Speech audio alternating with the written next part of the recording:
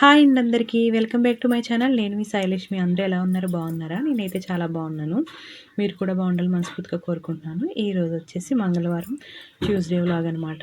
ఈరోజు అయితే మార్నింగ్ వెళ్ళి క్యారేజ్ అది ఇచ్చేసాను. తర్వాత అయితే మాకు కందా బజ్జీలే కర్రీ వండుదామని అన్నీ ఉడికిస్తున్నాను అనమాట. దొడ్లోనే ఉంది కందా బజ్జీలే కూడాను తవ్వారనమాట.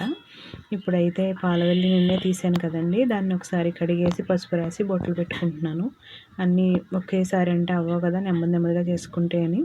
మెయిన్ కొంచెం ప్రాసెస్ ఎక్కువ కదా, ఇవన్నీ కట్టడం అది కంగారుగా కూడా కట్టలేం కదా, అందుకని ముందుగా తాళ్ళు కట్టేసుకున్నాను. అదే నేను చేసిన పెద్ద మిస్టేక్. దానివల్ల ఏమైందంటే కొంచెం పసుపు అది రాసినప్పుడు ఇబ్బంది అయిందనమాట. అదేదో ముందు కాకుండా అంతా అయిపోయాక రాస్తే సరిపోయేది. పసుపు కుంకాలు అంటుకుపోయి చెరిగిపోతాయేమో అని ముందు కట్టాను.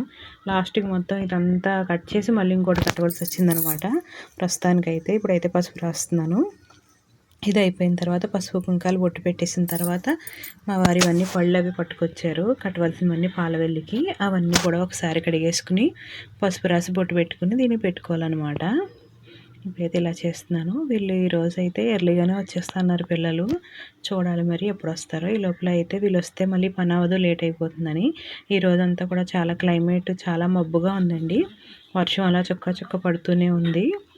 ఇప్పుడైతే ఇక బొట్లు అవి పెట్టుకుంటున్నాను అనమాట. మా మావయ్య గారు కట్టేవారు ఏటా అయితేనివి ఎప్పుడు కూడాను. ఆయన చాలా ఇంట్రెస్ట్గా చేసేవారండి ఇలాంటి పనులు అవి కూడా అన్నమాట. చాలా హెల్పింగ్గా ఉండేవారు నాకు మా మావయ్య గారు. నాకు చాలా సపోర్ట్గా ఉండేవారండి మా మావయ్య గారు. మేము ఎప్పుడు మా మామగారు కోడల్లా ఉండేవారం కాదనమాట. చాలా ఫ్రెండ్లీగా ఉండేవాళ్ళం మా ఇద్దరం కూడాను. మంచి జోక్స్ వేస్తూ నవ్విస్తూ ఉండేవారు అనమాట. న్యూస్ అది ఎక్కువ చూస్తూ ఉండేవారు. ఆ న్యూస్లు అవి కూడా నాకు చెప్తూ ఉండేవారు అనమాట. నాకు చూసే అవకాశమే ఉండేది కాదు. ఇంకా ఆయన చెప్తూ ఉంటాం అని తెలుసుకునేదాన్ని అనమాట. ప్రతిదీ కూడా నాకు తెలియంది చెప్తూ ఏమైనా రాకపోయినా నేర్పించేవారనమాట. అంటే మనకు కొన్ని వస్తాయి, కొన్ని రావు కదా, అన్నీ చిన్న టెక్నిక్స్ అవి కూడా చెప్పేవారు. తాళ్ళు ఎలా ముడి వేయాలి, కొబ్బరికాయ ఎలా ఒలవాలి, ఇవన్నీ కూడా చెప్పేవారండి. నాకు మా మావయ్య గారు లేకపోవడం అనేది చాలా లోటు అనమాట. పూజ కూడా మేము నలుగురం చేసుకునే వాళ్ళం. ఆయన చేయించేవారనమాట. మేము నలుగురు చేసుకుంటే ఇబ్బంది అని ఆయన వెనకాల మంత్రాలు అవి చదివి చేయించేవారనమాట. అలా చేసుకునే వాళ్ళం. ఈ సంవత్సరం అంతా వెళ్తుగానే ఉంది. అందుకనే ఈ క్లాత్ అయితే ఎప్పుడో నెట్లో బుక్ చేశానండి, మీషోలో నేను. కానీ మర్చిపోయాను, దీని దృష్టి లేదు నాకు, అసలు ఐడియా లేదు బుక్ చేశానన్న ఇదే గుర్తులేదనమాట. ఇప్పుడైతే సడన్గా గుర్తొచ్చింది. ఇంకా సరే కదా, ఉంది కదా, దీన్ని ఎలా అయినా సెట్ చేద్దామని సెట్ చేశాను అనమాట. బాగానే సెట్ అయింది. ఉంటుందా లేదా అనుకున్నాను, కానీ వెనకాల బ్యాక్గ్రౌండ్. ఇప్పుడైతే పళ్ళన్నీ ఒకసారి కడిగేసి తెచ్చాను. మామిడాకులు అవి అయితే పాలవెల్లికి కట్టేసుకున్నాను.